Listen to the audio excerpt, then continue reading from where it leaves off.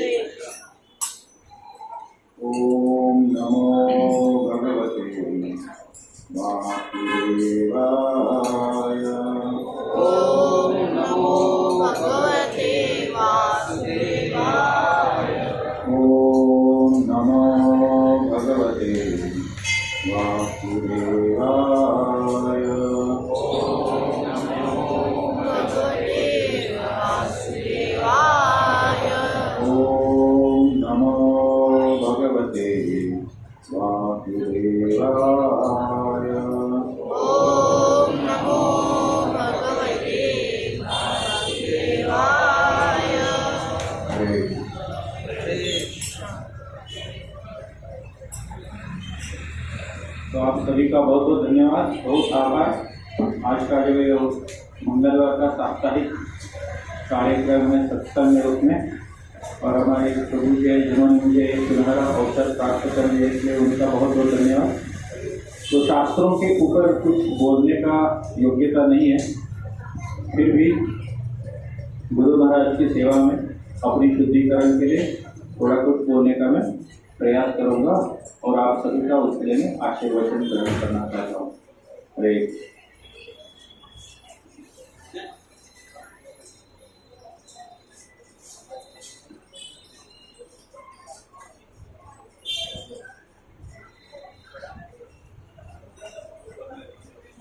आज का विषय क्या है? पढ़ा क्या विषय है? Obstacles on the path of devotion, भक्ति मार्ग की बाधाएं। अक्सर क्या होता है कि हम सभी सकारात्मक विचार करते हैं, थोड़ा भी कुछ हम निगेटिव बात किया तो सामने होता है अरे थोड़ा सकारात्मक बात हो, बी पॉजिटिव। ये नकारात्मक क्यों बात करते हैं? लेकिन ये करते करते करते कब हम बह जाते हैं और ओवर कॉन्फिडेंस आता है तो पता नहीं चलता है। इसलिए सोचा कि थोड़ा हम अलग विषय के ऊपर चर्चा कर सकते हैं जो अदरवाइज कम बार होती है। तो हम ये उपदेशामृत जो रूप गोस्वामी ने दिया है हम सभी को, उसके 2 श्लोक है, इसके ऊपर चर्चा करेंगे। जो भक्ति मार्ग की क्या बाधा है और उसमें हम कैसे आगे आ सकते हैं, उसके ऊपर हम कैसे विजय प्राप्त कर सकते हैं। एक श्लोक मैं बोलता हूँ, आप मेरे पीछे बोलेंगे, एक एक शब्द पहले बोलता हूँ। अत्याहारा प्रयासश्च प्रजल्पो नियमाग्रह जनसंगश्च लौल्यं च षड्भिर्भक्तिर्विनश्यति अत्याहारा प्रयासश्च प्रजल्पो नियमाग्रह जनसंगश्च लौल्यं च षड्भिर्भक्तिर्विनश्यति अत्याहारा प्रयासश्च प्रजल्पो नियमाग्रह जनसंगश्च लौल्यं च षड्भिर्भक्तिर्विनश्यति। कोई बोलना चाहेगा? अत्याहार प्रयासश्च प्रजल्पो नियमाग्रह जनसंगश्च लौल्यं च षड्भिर्भक्तिर्विनश्यति। और कोई बोलना? अत्याहार प्रयासश्च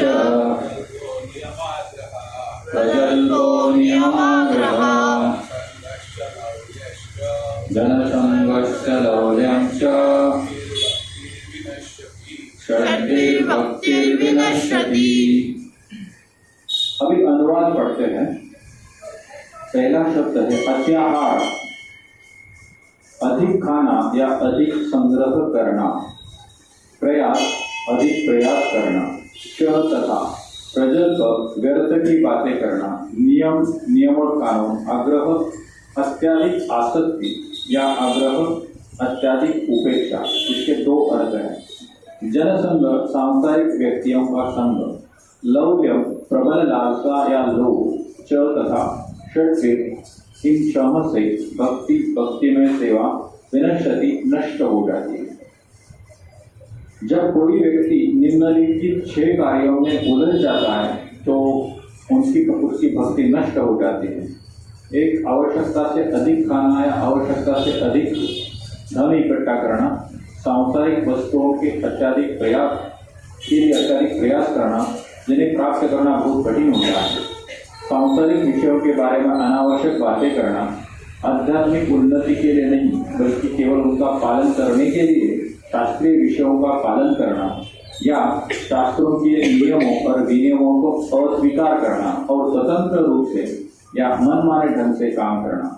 सांसारिक व्यक्ति की संगति करना जो कृष्ण भावनामृत में रुचि नहीं रखते और सांसारिक उपलब्धियों की लालची होना। ओम ज्ञानतिमिरान्धस्य ज्ञानाञ्जनशलाकया चक्षुरुन्मिलितं येन तस्मै श्रीगुरवे नमः। श्रीचैतन्यमनोभीष्टं स्थापितं येन भूतले स्वयं रूपा वदामह्यं ददाति स्वपदान्तिकं। वन्देऽहं श्रीगुरो श्रीयुतापदकमलं श्रीगुरो वैष्णवांश्च।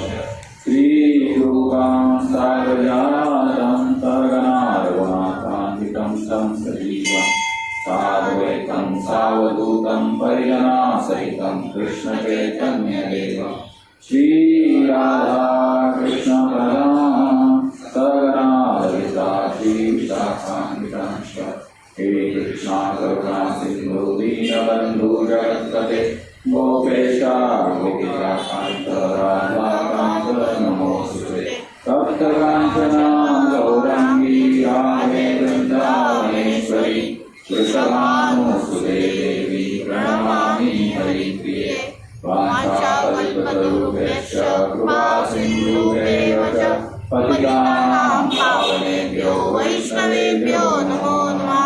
जय श्री कृष्ण चैतन्य प्रभु नित्यानंद श्री अद्वैत गदाधर श्रीवासादि गौर भक्तवृंद। हरे कृष्णा कृष्णा कृष्णा हरे हरे हरे राम राम राम हरे हरे। हरे कृष्ण। पुनः एक बार आप सबका बहुत बहुत स्वागत।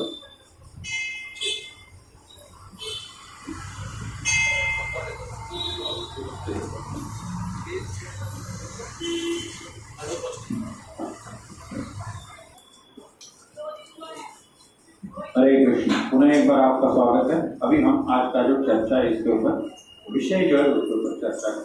वेदांत स्वामी प्रभुपाद की तो जो भी तात्पर्य लिखा है प्रभुपाद जी ने इसके आधार पर ही हम इसके आज के विषय में चर्चा करेंगे।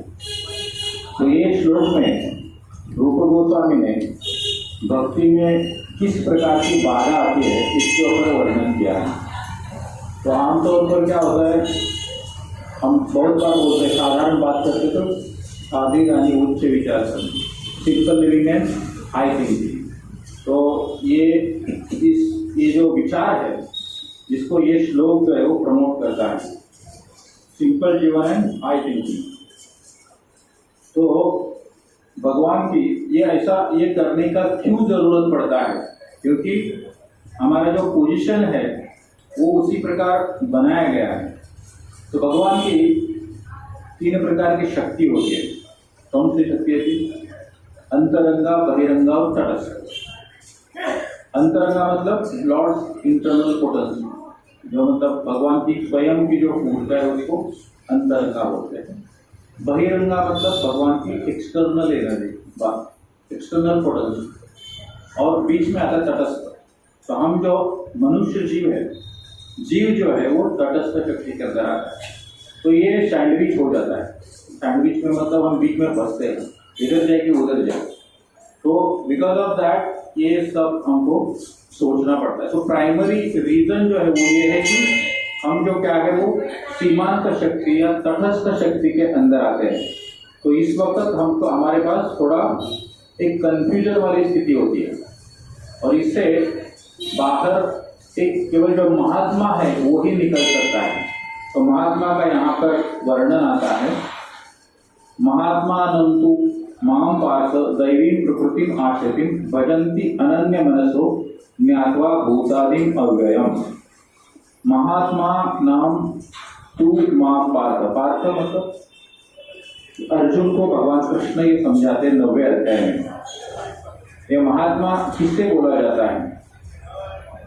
दैवी प्रकृति, भगवान की प्रकृति जो है वो उसके अंदर ये महात्मा जो वो क्या करता है? आश्रय लेता है। दैवी प्रकृति मतलब भगवान की जो अंतरंगा शक्ति को उल्लेखित किया है, और बहिरंगा एक्सटर्नल पोटेंसी जो प्रकृति है। तो जो महात्मा है उसका जो खिंचाव है वो भगवान की तरफ ज्यादा होता है, अंतरंगा की तरफ, ताकि वो वहां ही जाए। तो इसका विपरीत होता है दुरात्मा, जो बहिरंगा शक्ति में लिप्त होता है। तो ये दो जो कैटेगरी के व्यक्ति होते हैं इसके बारे में हम समझ सकते हैं। भगवान के आंतरिक शक्ति के प्रभाव में है और दूसरा बाह्य शक्ति के प्रभाव में है। तो ऊपरी तौर पे हम ये दोनों का इस प्रकार वर्गीकरण, क्लासिफिकेशन कर सकते हैं। महात्मा शब्द का जो तात्पर्य है उदार मत वाले से होता है और कृपण वाले से नहीं होता है। कृपण जो होता है वो कम होता है, दुरात्मा होता है। दुरात्मा ज्यादा करके इंद्रिय संतुष्टि में ध्यान रखता है और महात्मा भगवान की संतुष्टि में ध्यान रखता है, भगवान को संतुष्ट करना चाहता है, क्योंकि हम क्या है, भगवान के ही अंश है।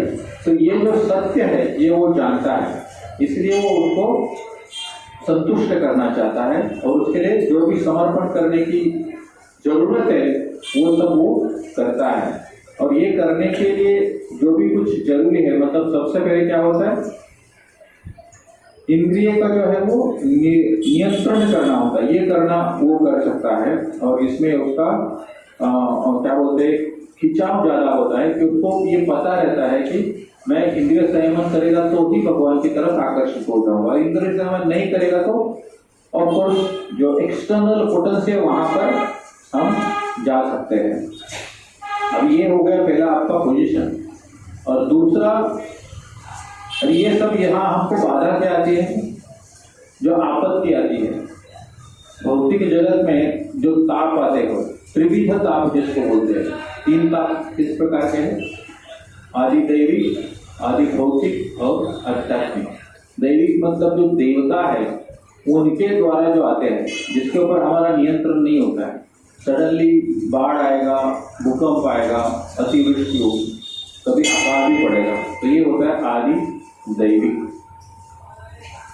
और दूसरा होता है आदि भौतिक, जो कीटों से या शत्रुओं के अन्य जीव के द्वारा उत्पन्न होते हैं, मतलब अपने सब रिश्तेदार, अड़ोस पड़ोस वाले, ये सब इनकी वजह से होता है भौतिक हो जाता है। और अंत में आता है अंतरिक्ष, इंटरनल, खुद का मन, वो शत्रु को निर्माण करता है। तो इस प्रकार के जो त्रासदी के अंदर हम फिसल रहते हैं, इसके अंदर ही फंसे पड़े रहते हैं। किंतु इसके ऊपर जो सबसे बड़ी समस्या है, जो जन्म मृत्यु जरा व्याधि, इससे बाहर आने का, तो यहाँ तक हमको पहुँचने को मौका ही नहीं मिलता है, इसी के अंदर हम फंसे रहते हैं। ये तुरंत कब जिंदगी खत्म हो जाती पता ही नहीं चलता है। तो फिर जो कोर जो प्रिंसिपल है, यहाँ पर आने को जो उद्दिष्ट है, उसको साध्य करने के लिए जो जरूरत चीज है, शास्त्र का पालन जो करना है, वो हम नहीं कर पाते, वहां तक हम पहुंचते नहीं है। और ये सब भक्ति मार्ग में जो बाधा आती है उसके कारण होते हैं। इसका वर्णन ये श्लोक में आता है। उसमें से सबसे पहला आता है अत्याहार। अत्याहार मतलब जरूरत से ज्यादा खाना। हमको मतलब कभी भी खाने के ऊपर नियंत्रण नहीं होता। आजकल तो सब देख रहे मोटापा का प्रॉब्लम हो रहा है, बिकॉज एक तो खाने का प्रॉब्लम ऐसा होगा कि just to add more test, उसके अंदर ऐसी चीजें डालते हैं, टेस्ट तो आता है लेकिन शरीर का गड़बड़ हो जाता है। हम मनुष्य को ही बुद्धि दिया है, फिर भी वो नियंत्रित नहीं कर पाता है। जबकि जितने सारे जीव है, निम्न स्तर में जो है वो जितना चाहिए उतना ही लेगा, कभी भी उससे ज्यादा लेता नहीं है। बहुत ही सिंपल चीज है। प्रभुपाद जी तात्पर्य में लिखते हैं, रास्ते पर अगर हम एक बोरी पड़ा देखा हमने चावल का, तो पंछी आएगा, एक दाना उठा के चला जाएगा। कोई गाय भी आती है तो भी उसको जितना खाना है खा के चला जाएगा। किंतु वहां पे अगर इंसान ने देख लिया तो क्या करेगा, वो बोरी उठा के घर लेके जाएगा। तो ये जो है वो एक्यूमुलेशन का जो प्रवृत्ति है वो मनुष्य में बहुत ज्यादा है, और ये ही सबसे ज्यादा हानिकारक है। तो अत्याहार का ये बहुत ही पहला और बहुत ही अच्छा उदाहरण है। दूसरा है सौभाग्य से। प्रभुपाद जी लिखते, सौभाग्य से मनुष्य को कृष्ण भावनामृत या भगवान की समझ या उनके साथ अपना संबंध और जीवन का अंतिम लक्ष्य ये समझने के लिए उचित प्रकार की बुद्धि जो है भगवान ने स्वयं प्रदान की है, जबकि बाकी लोगों को ये बुद्धि है ही नहीं। तो कभी कभी कुछ कर्मी लोग बोलते हैं, एक बार मैं नया सुना था तो ऑफिस में बताया कैसे ऐसा होता है, देखो जैसा बोरी का उदाहरण, अरे जानवर थोड़ी अकल होती है, हमको अकल होती है। तो अकल कैसा यूज करने का, इसके ऊपर भी हमको क्या लगता है, प्राइड फील होता है। हम सोचते हैं आगे का मतलब वो कितना आगे का ये नहीं पता चलता है। हम ज्यादा से ज्यादा 4 दिन चलेगा, उसके आगे क्या हो, फिर आप कहाँ तक जाओगे। तो ये अकल इसके लिए नहीं है, इसका उद्देश्य कुछ और है, बहुत आगे का सोचना है, इस जन्म के बाद वाला सोचना है, और वो असली क्या है, धर्म है। तो इसका संदर्भ आता है श्रीमद् भागवतम में, धर्म से ही अपवर्गस्य नार्थो नातो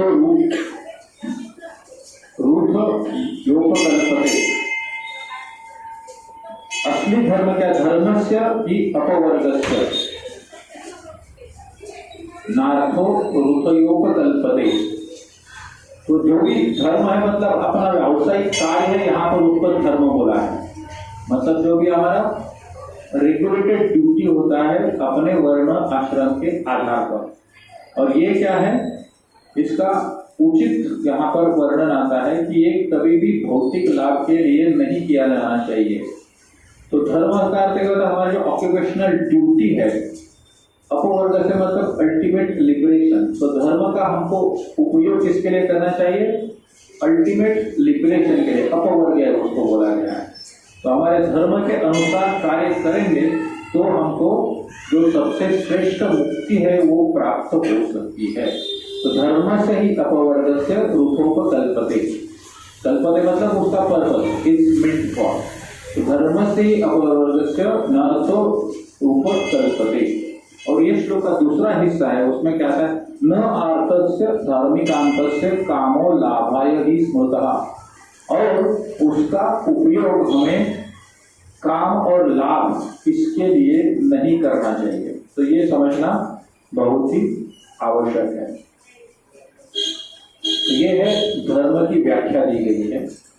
धर्म मतलब वर्णाश्रम के अनुसार आचरण करेंगे तो वही हमारा मुक्ति की ओर लेके जाने वाला मार्ग है, अन्यथा नहीं। तो ये श्रीमद् भागवतम में हमको यहाँ पर संदर्भ मिलता है। अगर धर्म नहीं पालन करेंगे तो फिर क्या है? पशु धर्मेण हीन पशु भी समान। ये हितोपदेश तत्व आहार निद्रा भय मैथुनम च सामान्य एचेत पशु भी नराणाम। आहार निद्रा भय मैथुन ये क्या है? पशु और नर में समान है, क्योंकि हम भी खाते हैं, पशु भी करता है। निद्रा हम भी सोते हैं, वो भी सोते हैं। आहार निद्रा भय फियर के लिए हम भी प्रोटेक्शन करते हैं, पशु भी करता है। आहार निद्रा भय मैथुन रिप्रोडक्शन जो हम भी करते हैं, पशु भी करता है। तो ये चार चीजें हैं सामान्य एतत् पशु भी समान। इंसान और पशु में ये चीजें समान है। तो फर्क क्या है? धर्मो ही तेषाम अधिको विशेषो। इसमें धर्म जो है विशेष है। धर्मेण हीन पशु भी समान। अगर धर्म का आचरण नहीं करोगे, धर्म का ज्ञान नहीं मिलेगा आपको, तो आपका जीवन जो है वो पशु के समान है, पशु से बिल्कुल कम नहीं है। और ये सब अत्याहार की से बात कर रहे हैं हम अभी तक, अत्याहार की बात हो रही है। भक्ति सिद्धांत सरस्वती ठाकुर वो एक अनुवृत्ति टीका लिखा है उन्होंने, उनमें वो वर्णन करते हैं कि मानसिक चिंतकों या शुष्क दार्शनिकों द्वारा ज्ञान प्राप्त करने का अत्यधिक प्रयास भी अत्याहार की श्रेणी में आता है। शुष्क मतलब हमको कुछ लेना देना नहीं होता है, ढेर सारी किताबें पढ़ते हैं, रोज न्यूज़पेपर पढ़ते हैं। कुछ लोग ऐसे 4 न्यूज़पेपर पढ़ते हैं, वही न्यूज़ होता है अलग अलग तरीके से।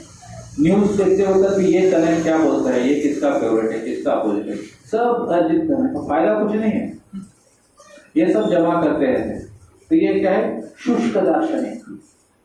और इसके ऊपर जो खुद को थोड़ा ज्यादा समझते हैं वो क्या करते हैं?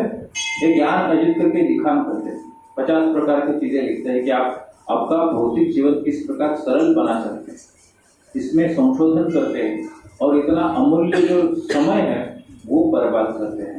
किंतु भक्तिसिद्धांत सरस्वती के अनुसार, उनके मत के अनुसार, ये जो है वो केवल अत्याहार की श्रेणी में आता है, आवश्यकता से अधिक संग्रह करना। अब यहाँ पर खाने की बात नहीं हो रही है, यहाँ पर सिर्फ नॉलेज की बात हो रही है। तो हम जो भी जरूरी नहीं है वो ज्ञान अर्जित करना भी कोई आवश्यकता नहीं है। और भगवद गीता में तो एक जगह भगवान कृष्ण बोलते हैं, अगर आप आध्यात्मिक ज्ञान नहीं, भगवान कृष्ण के बारे में ज्ञान नहीं है या मुक्ति के बारे में ज्ञान नहीं है, तो बाकी सारा अज्ञान है, वो ज्ञान कुछ काम का नहीं, कुछ भी काम का नहीं। एक छोटी सी कथा आपने सुनी होगा, फिर एक बार सुनाता हूँ।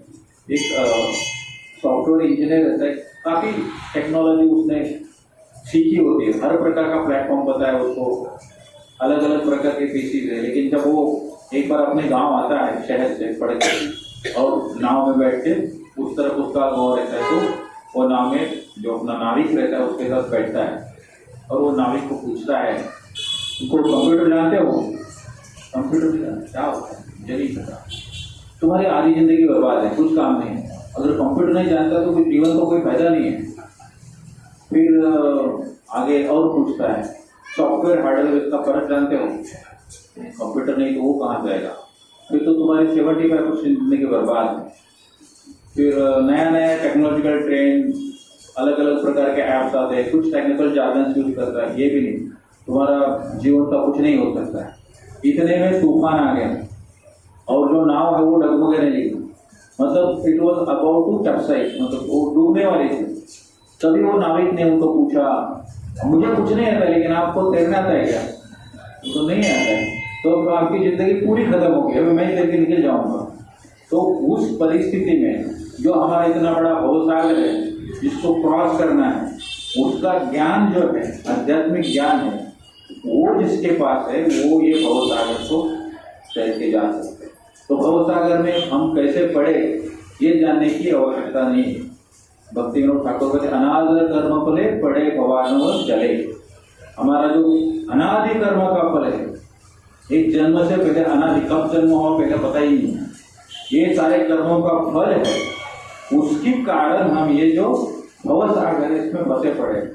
तो अभी हम क्यों ढूंढने जाएंगे कौन से जन्म में हुआ था? कोई जरूरत नहीं है। अभी जो उपाय है, सामने नाव दिख रही है, उसको पकड़ के हमको उसमें बैठ के ये भवसागर को क्रॉस करना है, ये जरूरी है। अदरवाइज ये अत्याहार जैसा हो जाएगा। जरूरत, जो चीज जरूरत नहीं है उसका अननेसेसरी उसके ऊपर हमको रिसर्च करना। जो साइंटिस्ट भी बहुत सारे हैं, वो व्यक्ति का जीवन सुचारू रूप से करने के लिए बहुत कुछ रिसर्च करते हैं, किंतु ये भी अत्याहार है, उसका कोई जरूरत नहीं है। अभी आप बोलेंगे इसका सबका हम फायदा कर लेते हैं, फायदा कर लेते हैं, लेकिन हमारा उद्देश्य है कि उनका देश, उन्होंने कोई ये उद्देश्य नहीं किया। जो भी रिसर्च करते हैं वो किसी का नहीं होता, वो हमारा इंटेलिजेंस नाम यूज करते हैं। जैसे ये स्पीकर है, और कभी जिसने रिसर्च किया वो तो सिर्फ म्यूजिक और बॉलीवुड हॉलीवुड सॉन्ग के लिए बनाया था, उसने इसके लिए नहीं बनाया, और हम करते हैं। बिकॉज कृष्ण भक्त बड़ा चतुर है, उसको पता है कौन सी चीज कहाँ कैसे यूज करना है। तो वो भी एक अत्याहार का ही प्रकार है। तो ये अत्याहार के ऊपर यही सारे उदाहरण श्री प्रभुपाद जी अपने तात्पर्य में देते हैं। अभी जो दूसरा बाधा है वो है प्रयास। प्रयास मतलब जरूरत से ज्यादा हम कष्ट करके उसको बोलते हैं प्रयास। अनावश्यक चीजों में हमको जो भी हासिल करना चाहते हैं उसके लिए जरूरत से ज्यादा कष्ट करते हैं। जो चीजें हमको आसानी से उपलब्ध है उसके ऊपर देखते नहीं है। ये भी बहुत ही फेवरेट प्रभुपाद जी का उदाहरण आता है, गधे का उदाहरण आता है। वो गधा क्या करता है, दिन रात वो धोबी के लिए और टनों कपड़े उसके पीठ के ऊपर लाता है, वो धोता है, और उसके बदले में उसका मालिक उसको क्या देता है, 2 का घास देता है, थोड़ा जल पिलाता है, जो आमतौर पर फ्री में उपलब्ध होता है, बट वो उसको समझता नहीं। तो ये सब हासिल करने के लिए हम दिन रात मेहनत करते हैं, तो ये प्रयास की श्रेणी में आता है। मतलब जरूरत से ज्यादा, अपनों को जितना जरूरत है उतना तो हर किसी को करना पड़ेगा। हमारा शरीर और आत्मा है, इसको एक साथ में रखने के लिए जितना भी कम से कम प्रयास करना है उतना ही विधि के सही से ज्यादा नहीं करना है। और उसका बहुत सिंपल व्याख्या देते हैं, क्या बोलते हैं, खाने में नमक की मात्रा कितनी होनी चाहिए, उसका सही टेस्ट आना चाहिए उतना ही। ज्यादा है तो भी उसका स्वाद नहीं आएगा, कम है तो भी नहीं आएगा, तो उतना ही हमको प्रयास करना चाहिए। और बचा हुआ जो समय है वो हमारे जो मुक्ति का मार्ग है, कृष्ण भक्ति, कृष्ण प्रेम प्राप्त करने के लिए, उसमें हमको इसको बिताना चाहिए। तो इसलिए बोलते सदा जीवन में जो उच्च विचार है उसका हमारा जो भी चरित्र होता है उसमें उसकी मात्रा जो है वो अधिक होनी चाहिए। अदरवाइज आगे तात्पर्य में लिखते हैं, उच्च बुद्धि का उपयोग भगवान की चेतना विकसित करने के बजाय तथाकथित बुद्धिमान लोग अपने बुद्धि का दुरुपयोग करके कई अनावश्यक अवांछित चीजों को उत्पादन करते हैं। इस प्रकार के कारखाने, बुचड़खाने, वेश्यालय और शराब की दुकानें खुल जाती है।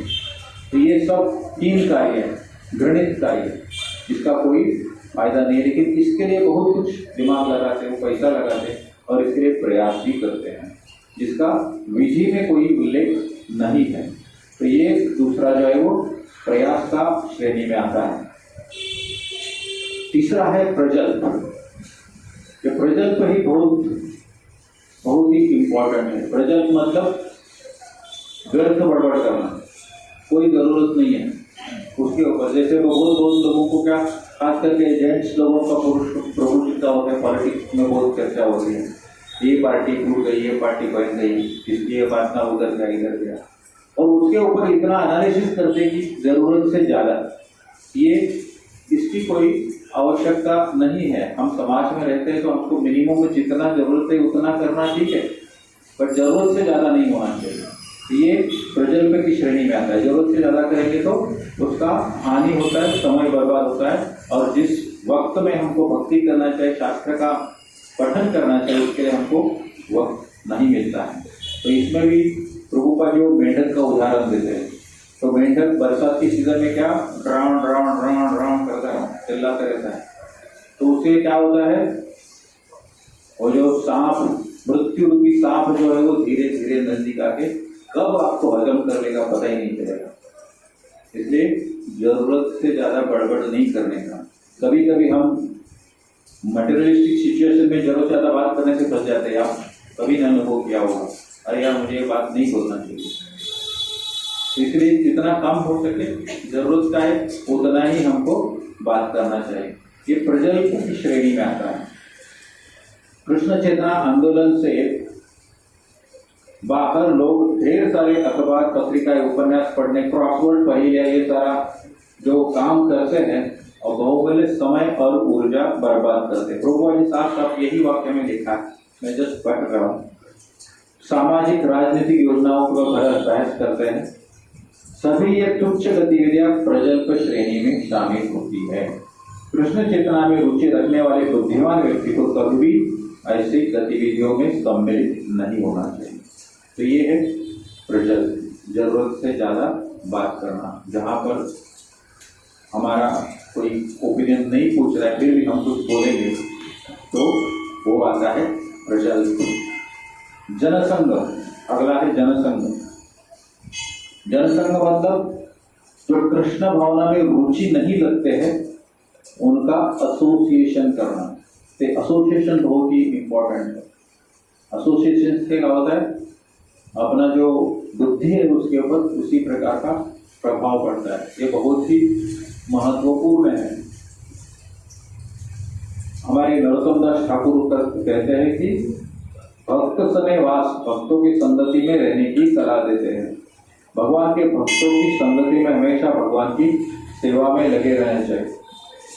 बहुत बार क्या होता है, अगर अपना कभी भी हम इवन मंदिर में जाते हैं, अपने एरिया का कोई बंदा मिला, भक्त मिला, प्रभु जी या माता जी, तो वो विषय पर धीरे धीरे चर्चा बढ़ती है। ये अपने आईटी वाले, ये सीए है, तो तुम्हारा कैसे अकाउंटिंग कैसे करते हो, इस चीज़ों में शुरुआत तो ऐसे नॉर्मल हो जाती है, लेकिन धीरे धीरे हमें उतने चले जाते कि हम क्या होते थे, कृष्ण को भूल जाते। इसलिए वो वार्तालाप को कहाँ पर सीमित रखना, कहाँ रुकना, ये अपना अपना चॉइस होता है, और अपना जो प्रायोरिटी है उसके अनुसार उसको आपको एडजस्ट करना होता है। तो ये समझना बहुत ही आवश्यक है। तो प्रभुपाद जी तो यहाँ पर तात्पर्य में इस हद तक लिखते हैं कि जो भी भक्त है कृष्ण भावना में रुचि रखते हैं और ये सब एक साथ में आए कृष्ण के बारे में ही बात करें, केवल उसी उद्देश्य से कि हरे कृष्णा मिनिस्ट्री की स्थापना की है।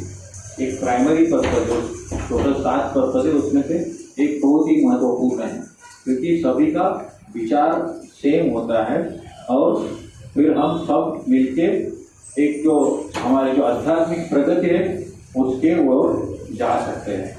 तो ये है प्रजल्प।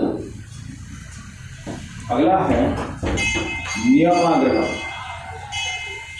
नियमाग्रह का इसमें 2 चीज आते हैं। नियम का आग्रह मतलब जो हमको भक्ति में आगे बढ़ने के लिए आवश्यक है उसको टालना, और जो भौतिक प्रकृति जहाँ पर प्रोग्रेस होता है उसको करना।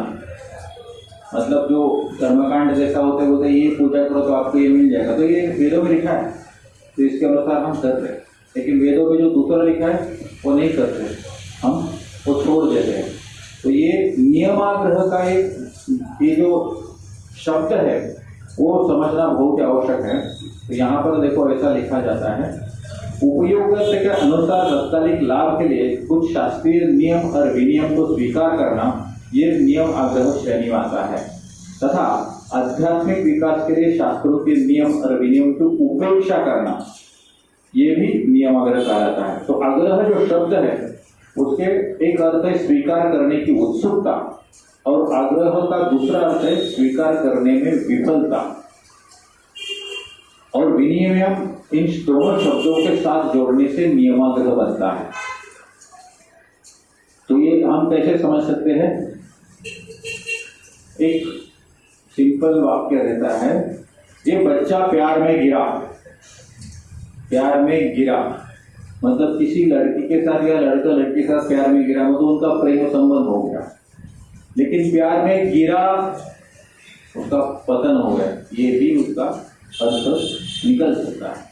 तो इसी प्रकार ये नियमाग्रह मतलब हमको जो विधान के अनुसार हमको जो लगता है वो कार्य करना, और हमको जो नहीं लगता वो नहीं करना, जबकि दोनों नियम में बताया गया है।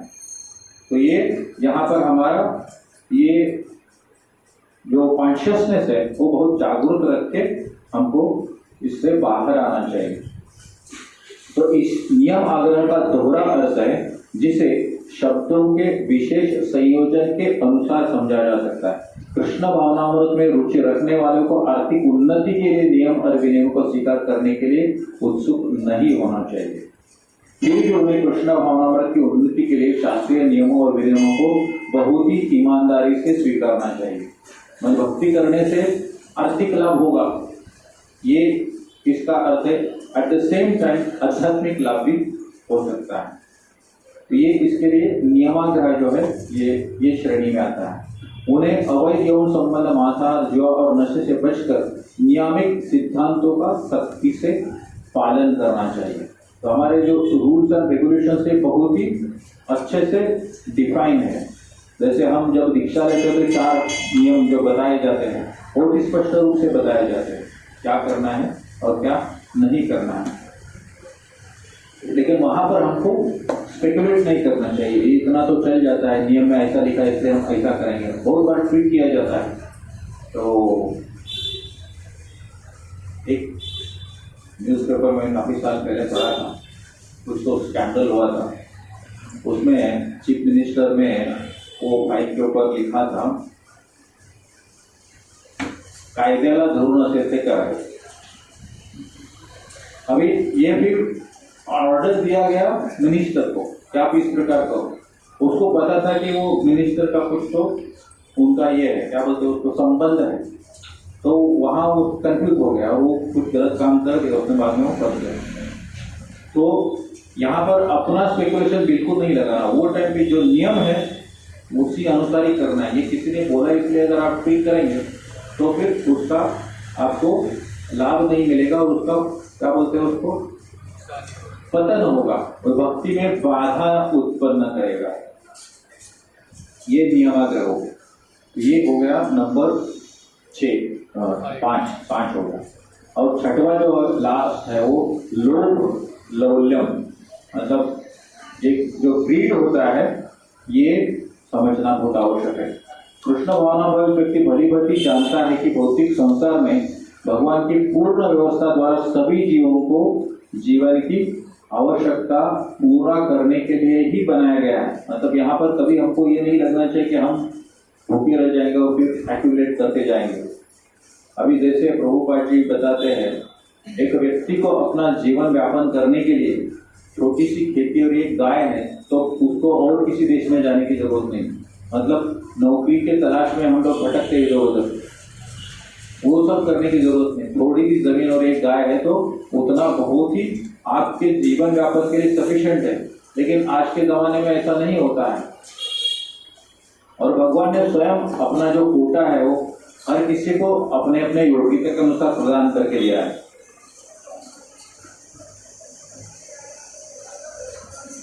और इसका संदर्भ यहाँ पर आता है ईशोपनिषद का मंत्र 1।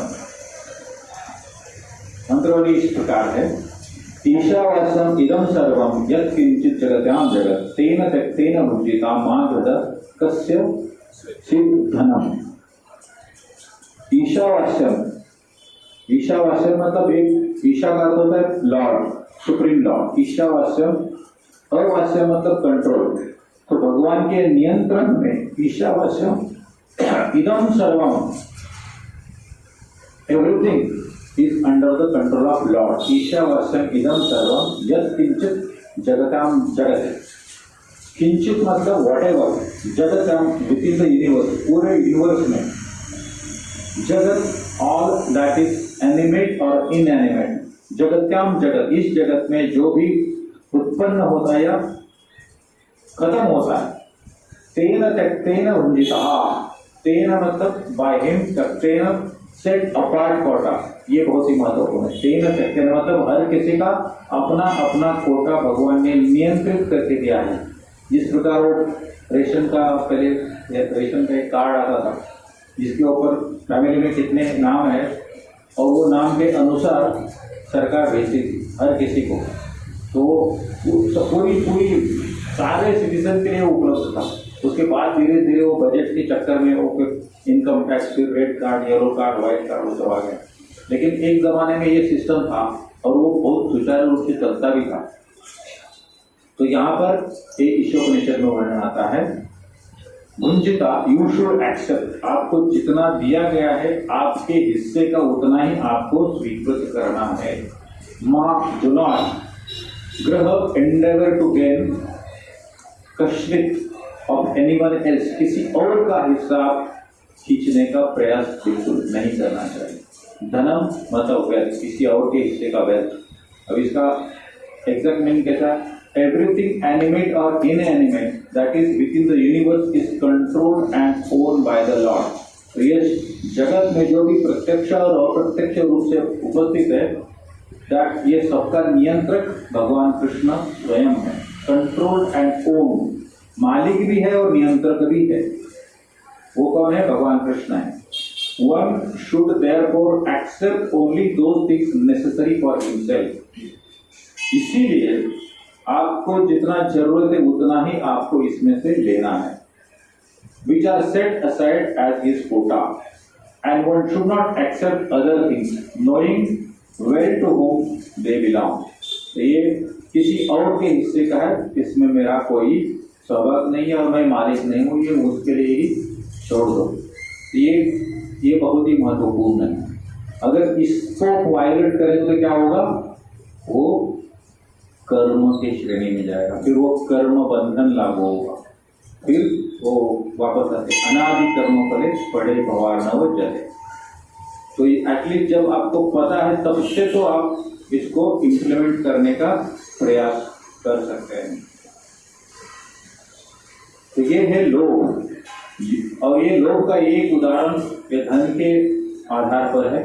और दूसरा है योग साधना को पूर्ण करके मन का विस्तार करने, ब्रह्म में विलीन होने वाले या मन माने भौतिक ऐश्वर्य प्राप्ति की इच्छा सभी लोग की श्रेणी में आता है। और से भौतिक लाभ तथाकथित आध्यात्मिक उन्नति प्राप्त करने के सभी प्रयास कृष्ण चेतना के मार्ग में बाधाएं हैं। इसमें यहाँ पर ये मायावादी का भी यहाँ पर उल्लेख आता है, जो ब्रह्म में लीन होने चाहते हैं, वो भी लोभ की श्रेणी में आता है। मतलब जहाँ पर क्या होता है, हम कुछ लोगों का ऐसा थॉट प्रोसेस समाया कि भगवान की जो ब्रह्म ज्योति है उसमें हम लीन हो जाएंगे, लेकिन हम एक इंडिविजुअल एंटिटी है, एक जीव है, जीवात्मा है, तो उसका अस्तित्व अलग से होता है। जब आप भगवान की ब्रह्म ज्योति है उसमें लीन होगे तो वहां पर आप रह नहीं पाओगे। You will try to agitate, मतलब आपको कभी ना कभी वो फल देगा, क्योंकि कुछ करना ही नहीं है। हम सेवा क्यों करते हैं? हमारा स्वरूप ये है, जीवेर स्वरूप है कृष्णेर नित्य दास। सेवा करना ही हमारा स्वभाव है। आप देखते हैं बहुत सारे पाश्चात्य देशों में आजकल, यहाँ पर भी थे, घर में अगर कोई नहीं तो क्या करते, कुत्ता पालते हैं, कुत्ता बिल्ली, हमारा कछुआ भी पाला है, कुछ भी पालते हैं, इवन स्नेक्स। तो ये क्यों करते हैं? उससे क्या आनंद मिलता है? स्नेक क्या आनंद देगा उसको? कुत्ता ठीक है थोड़ा तो काम करेगा, स्नेक, कछुआ, तो ये सब क्यों करते हैं? उनकी सेवा करके उनको आनंद मिलता है। तो जीव का स्वरूप ही सेवा करना है, तो वो कुछ ना कुछ सेवा का अवसर ढूंढता रहेगा, भले अपने रिश्तेदार हो, प्राणी हो। और ये जो डोनर्स जो रहते हैं, फूड डिस्ट्रीब्यूशन वाले हो गए, बहुत सारे आध्यात्मिक संस्थाएं वो अच्छा काम करती है, गरीबों के लिए खाना खिलाते हैं, और जब वो सेवन करते हैं उनको बहुत आनंद होता है क्योंकि मैंने कुछ सेवा की। तो ये सेवा का हमारा स्वभाव है।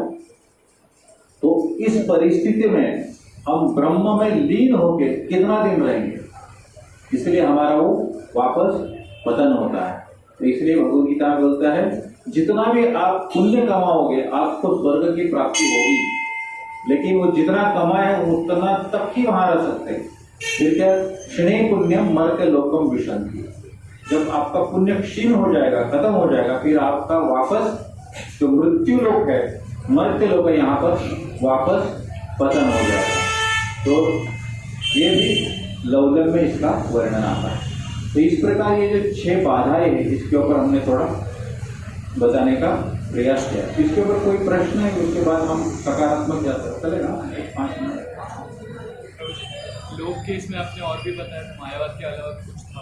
मायावाद के अलावा ये बताया था, वो नेक्टर ऑफ ये बताया, ईशोपनिषद का बताया, तेन शक्तेन वंदित, ईशोपनिषद का पहला नहीं प्रभु जी, अभी आपने लोक का पढ़ा ना, उसमें बाकी का एक मीनिंग था।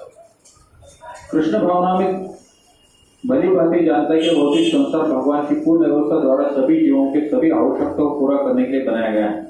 बिना किसी दूसरे के जीवन या अधिकारों का अतिक्रमण किए यह पूर्ण व्यवस्था उनकी वास्तविक आवश्यकता के अनुसार धन का उचित कोटा प्रदान करती है।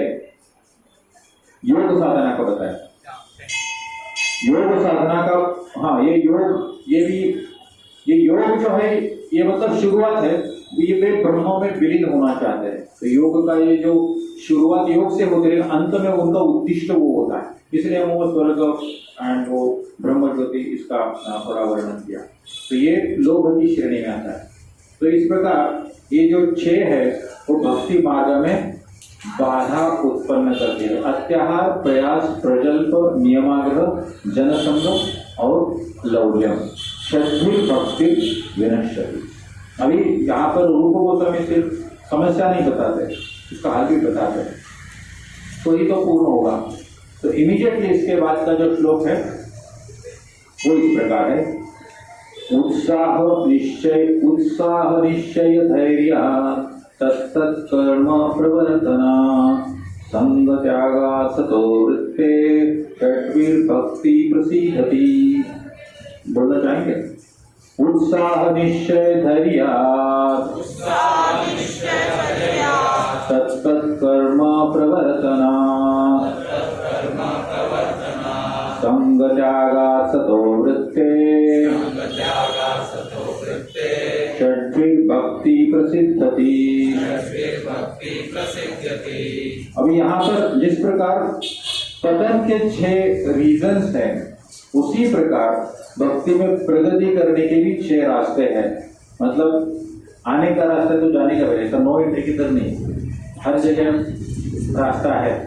पतन का है, उसी प्रकार हमारा जो है उच्च श्रेणी में प्रस्थान करने का वो भी रास्ता है। तो उसमें ये 6 प्रकार बताया है। वो 6 किस प्रकार है? एक तो उत्साही होना, मतलब हमें भक्ति में उत्साह दिखाना बहुत ही आवश्यक है। दूसरा है आत्मविश्वास के साथ प्रयास करना, दैट इज निश्चय। तीसरा है धैर्य रखना, पेशेंस, ये भी बहुत महत्वपूर्ण है। नहीं तो उत्साह दिखाएंगे और निश्चय भी करेंगे, लेकिन अगर हमको जल्दी फल नहीं दिखता है तो फिर पतन होगा। इसलिए धैर्य भी बहुत ही आवश्यक है। और फिर इसके आगे वाला है तत्त कर्म प्रवर्तना। तत्त कर्म मतलब विनियम सिद्धांत के अनुसार कार्य करना, नियम जो सिद्धांत है उसके अनुसार। और यहाँ क्या कहते हैं? श्रवणम कीर्तनम विष्णु स्मरणम, भगवान कृष्ण का श्रवण, कीर्तन और स्मरण करना। 5वां है अभक्तों की संगति का त्याग करना।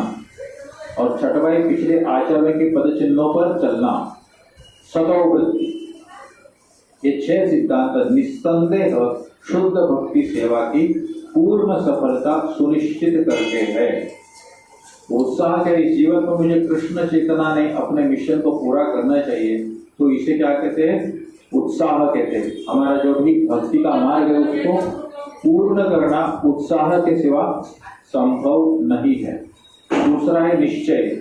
ये कृष्ण के वचनों में पूर्ण विश्वास रखना। यहाँ पर इसका संदर्भ आता है कौन्तेय प्रतिजानी नवे भक्ता प्रणश्यति। ये भगवान कृष्ण अर्जुन को बताते हैं कौन्तेय प्रतिजानी, हे कौन्तेय बेटर नो नवे भक्त प्रणश्यति, मेरे भक्त का कभी भी नाश नहीं होगा। ये भगवान कृष्ण का वचन है, उसमें हमको विश्वास रखने की आवश्यकता है। और जब तक विश्वास नहीं बैठेगा तब तक हम वो भक्ति स्वीकृत नहीं करेंगे और एग्जीक्यूट भी नहीं करेंगे।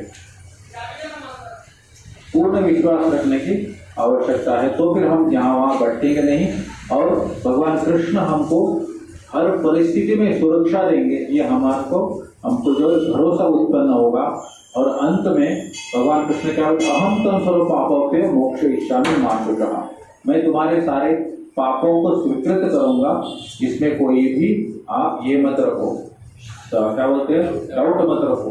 तो इस उपलक्ष्य में थोड़ा सुबह चल रहा हूँ, अभी जस्ट याद आ गया बात करते करते। अहम सर्व पापों को, मैं आप सबके पाप ग्रहण करूंगा।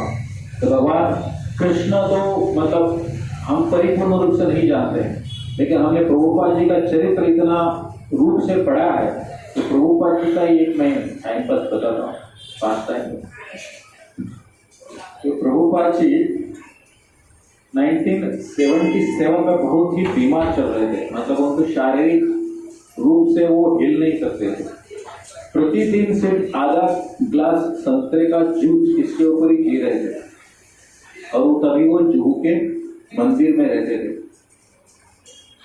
और तब तक उन्होंने इस्कॉन का बहुत ही नाम किया था, तो पूरे विश्व भर में उनका नाम प्रसिद्ध हो चुका था। और वो इतने बीमार थे, इसलिए बहुत सारे लोग उनको मिलने आते थे, तो उनको मिलने का मना कर दिया था, मतलब पाबंदी थी उनके मिलने के ऊपर। उसी समय बेंगलोर के एक संपत कुमार भट्टाचार्य नाम के पंचरात्रिक, वहाँ पर एक संस्था है, वो संस्था के मंदिर के पुजारी थे पंचरात्रिक। उनको लगा कि ये आध्यात्मिक गुरु है और इतने बीमार चल रहे, तो मैं उनको एक बार मिल लूँ।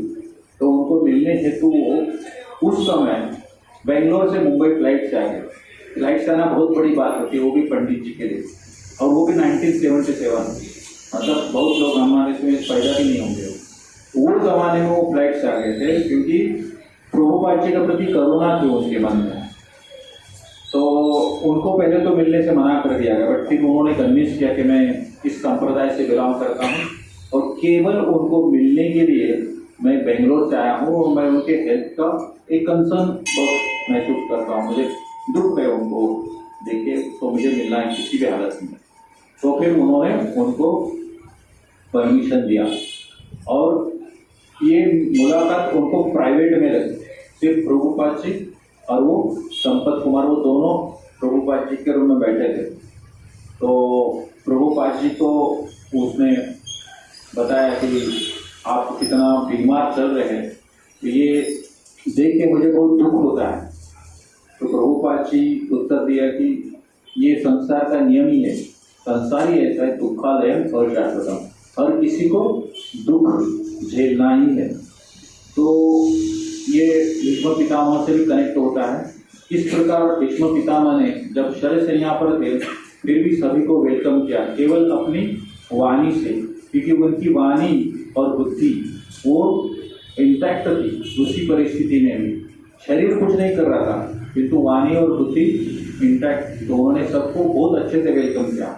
उसी प्रकार प्रभुपाद जी का स्थिति ऐसा ही था, शरीर नहीं था, किंतु उनकी वाणी और बुद्धि बहुत ही फर्म थे वो। तो इस परिस्थिति में देखिए उनका विचार मतलब बोले कि हर किसी को दुख झेलना है, तो मुझे धोखा तो मिला तो ये अपवाद थोड़ी ना है, तो आप बोलिए।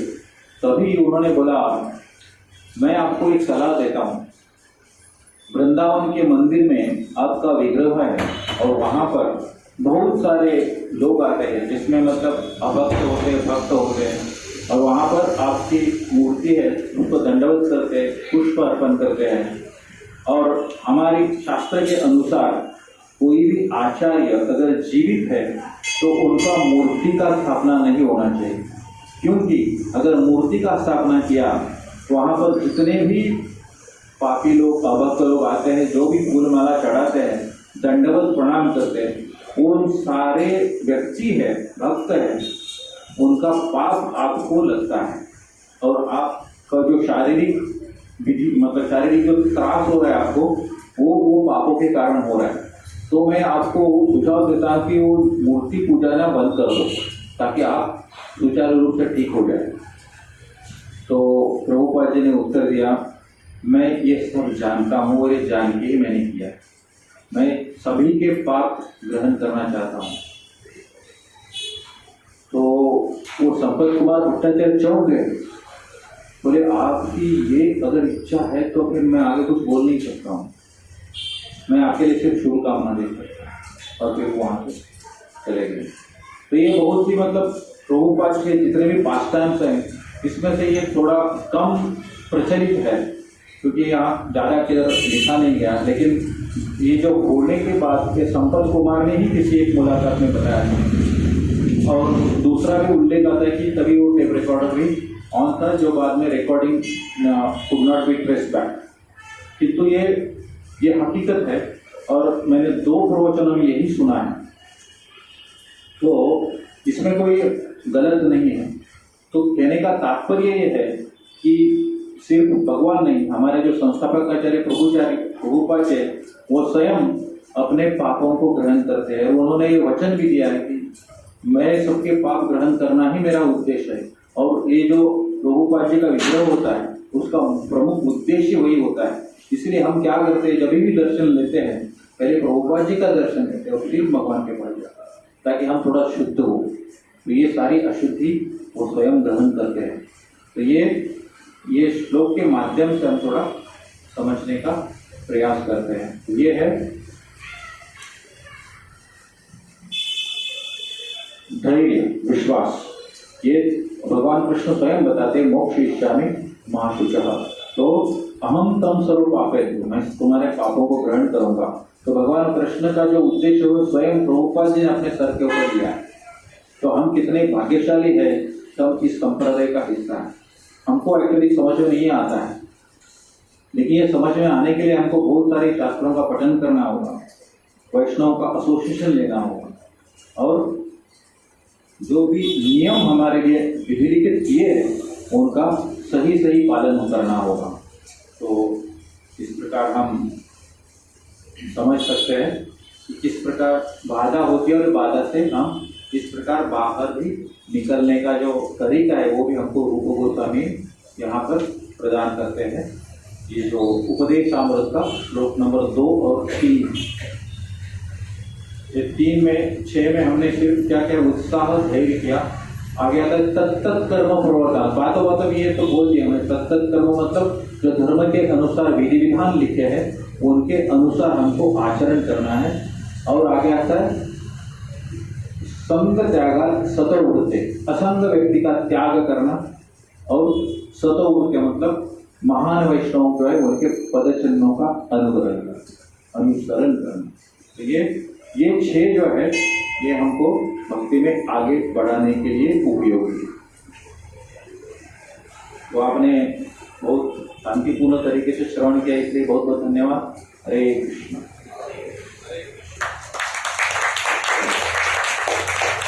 हरे कृष्ण।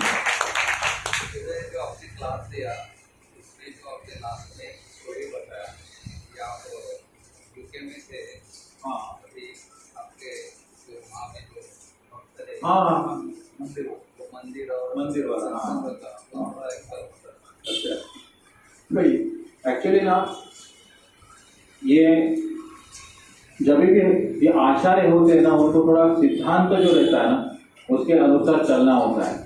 तो इसका कॉन्टेक्स्ट ये है कि भीष्म पितामह जब शरद से यहाँ पर थे तभी वहाँ पर पूरे ब्रह्मांड के ऋषिगण एकत्र हुए थे, असित, देवल, नारद मुनि, और उनको वेलकम कर रहे थे। तो एक शिष्टाचार होता है कि हमको उनको उचित ढंग से वेलकम करना है, जबकि वो उनकी परिस्थिति नहीं थी, लेकिन वो परिस्थिति में उनको वेलकम करना पड़ा। वो भी बहुत अच्छे तरीके से किया। तो वो दरवाजे पे जाके बुलाए, इदम आसनम, ये सब नहीं कर सकते थे, उनका शरीर हिल नहीं जाता। तो जब भी अपने ऊपर डे टू डे लाइफ में परिस्थिति आती है कि कुछ कारणवश हम कोई चीज़ें नहीं कर सकते हैं, तो हमें किस प्रकार उसमें हम ये कर सकते हैं, ये समझ सकते हैं। तो एक मेरा अभी प्रोविजन याद दे रहा है, जितना बड़प्पन नहीं है, लेकिन अभी जो हाल ही में मैंने देखा है वो है। तो यूके में जो मैं नौकरी करता था, एक शेफील्ड नाम का सिटी था, जहाँ पर एक्चुअली बहुत सारे शहरों में एशियन लोगों का पॉपुलेशन अच्छा खासा है, मतलब Indian and Pakistan and all. तो हमको लगता है कि हम इंडिया में हैं, मतलब एटलीस्ट एक 10% लोग रहते हैं वहाँ पर।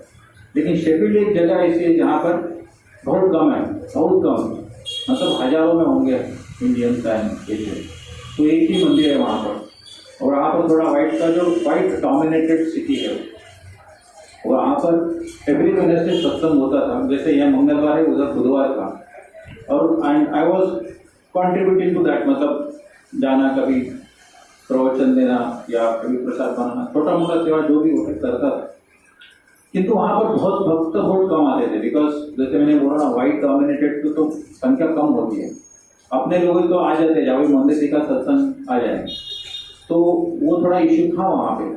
तो मुझे लगता था कि कुछ भी करके यहाँ पर संख्या बढ़ाना चाहिए। और मैं बुधवार वहाँ जाता था, और शनिवार रविवार अपना हिंदू मंदिर, हिंदू कम्युनिटी का मंदिर, वहाँ जाता था। वहाँ पर अच्छा खासा संख्या था। वहाँ पर थोड़ा जान पहचान हो गया, तो वहाँ पर मैंने उनको प्रपोज किया हम क्यों ना भगवद गीता पढ़े। तो फिर वहाँ पर हर संडे रोज एक श्लोक पढ़ के उनको सुनाता था। मैं कुछ प्रवचन नहीं देता था, खाली पढ़ता था, उतना ही उनको भी अच्छा लगता था। तो बाद में फिर उन्होंने पूछा क्या करते हो गए, तो मैंने बोला ऐसा ऐसा उधर एक प्रोग्राम है वहाँ पर जाता है। अरे क्यों खर्चा करके उधर वो हॉल में खर्चा करने से अच्छा है आप इधर ही करो मंदिर में। मुझे लगा अच्छा है, हमको रेडीमेड भक्त भी मिल जाएंगे और अपना संस्था का प्रचार भी होगा। तो फिर ये प्रपोजल मैंने हमारे गॉड ब्रदर थे जो स्कॉटलैंड मंदिर से अटैच थे, उनको बताया कि ऐसा कर सकते हैं, अपना थोड़ा हमको भक्त भी मिलेंगे, प्रचार भी होगा और पैसा भी बचेगा। तो वो वाइट थे सारे, वहाँ पर मैक्सिमम वाइट थे, खासकर स्कॉटलैंड में ज़्यादा वाइट है, लंदन में ठीक है। लंदन में क्योंकि हमारा थोड़ा इंडियन कम्युनिटी है, तो स्कॉटलैंड थोड़ा जैसा कि इंटीरियर्स में है, तो वहाँ पर सारे भक्त ब्रिटिश है। तो वो प्रभु जी बोले, प्रभु जी आपका विचार अच्छा है लेकिन हम स्वीकार नहीं करते। बोले क्या हो गया? बोले क्योंकि हमारा जो फिलोसॉफी है वो ये है कि तत्व के अनुसार जाना है। मंदिर के अंदर सब ये हिंदू ओरिएंटेड मंदिर है, जहाँ पर सुख संपत्ति घर आओ ये सब चलेगा। और फिर हमारा जो मेन कोर फिलोसॉफी वो डाइल्यूट हो जाएगा। और दूसरा एक तो एक कारण है, और दूसरा बिकॉज हिंदू कम्युनिटी का मंदिर सब हिंदू रहेंगे और ये नॉन हिंदू है, ब्रिटिश है, they will not feel good और they may not come, they may stop coming. तो हमारे जो एक हार्डकोर 5-6 भक्त है वो भी चले जाएंगे, और वहाँ से कौन आएगा कौन नहीं आएगा पता नहीं। तो कंसिडरिंग दैट पर्टिकुलर सिचुएशन, बोले आपको यही चालू रखो। तो कहने का तात्पर्य है कि स्थल काल के अनुसार हम ट्वीट कर सकते हैं, किंतु उसमें हमको पूरा विचार चाहिए, और जो भी हमारे अथॉरिटी के आचार्य वही ये कर सकते हैं, बाकी तो मुश्किल है। तो ये एक किस्सा था, मतलब एक रियलाइजेशन था कि हम किस प्रकार एडजस्ट कर सकते हैं, और फिलोसॉफी को हम कभी भी डाइवर्ट नहीं करना चाहिए। हमारा जो कोर प्रिंसिपल है उसमें अगर कोई बाधा आती है तो वो नहीं करना चाहिए। तो ये जो पहला श्लोक था, तो 6 में से इधर तो एक जगह वो फिट हो जाएगा, मैं भी असर संघ में जा सकता है, संगत जाएगा, क्योंकि वहाँ पर सब पॉलिटिशियन, मंदिर में कोई भक्त से ज़्यादा तो क्योंकि हमारा धर्म है, वहाँ पे फिर जो भी बिजनेस कम्युनिटी है वही सब वही प्रकार चलेगा। तो वो त्याग करना आवश्यक है, तो वहाँ हम उसको कोरिलेट करते हैं। तो थैंक यू गुरु जी, बहुत बहुत धन्यवाद। और कोई प्रश्न है realisation? Hare Krishna, thank you. Srimad Bhagavatam की जय, भक्तिवेदांत स्वामी श्री गोपाल की जय, श्री रूप गोस्वामी की जय। हरे नरसिम्हा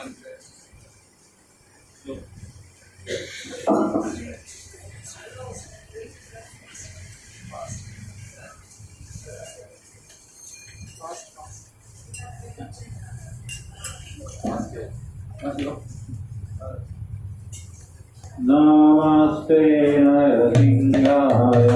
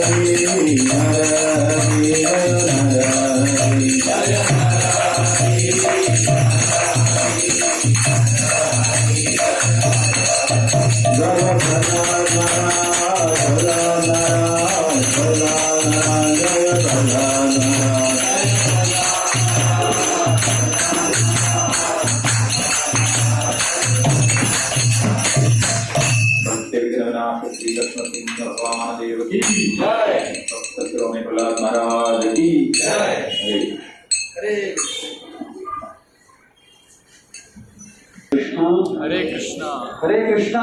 हरे कृष्णा। बहुत ही महत्वपूर्ण टॉपिक था आज का। क्या था आज का टॉपिक? भक्ति में बाधाएं कैसी आती है और वो बाधाओं को अगर हमें ओवरकम करना है, उससे छुटकारा पाना है, तो उसके लिए भी प्रभु जी ने हमें अच्छा मार्गदर्शन किया। तो आज प्रभु जी का इतना शेड्यूल बिजी था, सुबह वो मंदिर में भागवतम देख के आए, फिर ऑफिस, उसके बाद फिर से हमें मार्गदर्शन करने आए।